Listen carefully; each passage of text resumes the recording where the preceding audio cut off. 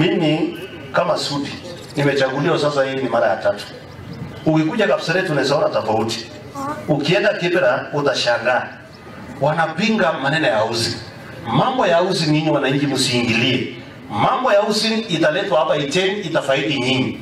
Mambo hiyo unasikia wanasema ati wameongeza kodi. Hakuna kodi imeongezwa. Sasa mimi nauliza nyinyi, mtu kama Sudi akilipa kodi hata kama ni shilingi 15,000 kwa mwezi, kuna hasara gani kusaidia wananchi? Ile watu wako na kazi ni wachache, wala wana kazi ni wengi.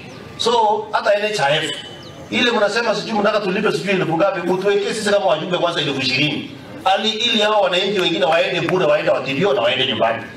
Kama namna gani? Na ndio tunataka tuseme mambo ya maandamano.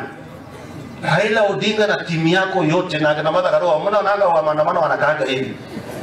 This time round niliambia nyinyi na ngwa rais. Sasa zingine nyinyi muende siku moja muende safari nyinyi, wewe enda safari kazi na William Ruto muende safari na useme tu engineer shikilie kitu siku 3. Alafu uone ile maneno itakuwa hivi. Itanyorosha hao watu. Kwa sababu mtu mmoja hawezi kuja kusumbua ili msema kila siku maandamano. Kuanzia nikiwa mtoto mdogo maandamano mpaka leo na mimi nauliza ili hao wananchi wengine waende bure, waende watibio na waende nyumbani. Kama namna gani? Na ndio tunataka tuseme mambo ya maandamano. Raila Odinga na timu yako yote na kina Martha Karua mnaona wa maandamano wanakaanga hivi.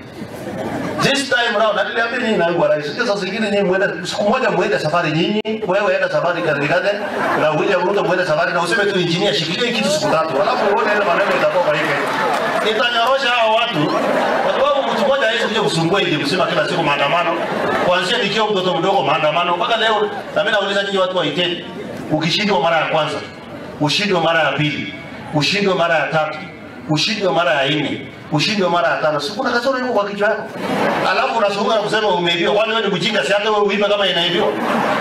Watu huyu kusonea leo akishindwa mara ya kwanza, ya pili, ya 3, ya 4 anasema tu kwa ujana kumbe jitu mjinga yake.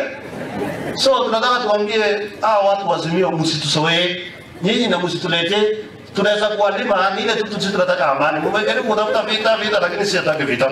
Lakini wajue hakuna mtu ako na mimba. Sisi wote tuko sawa. Asante sana Mwenyezi Mungu.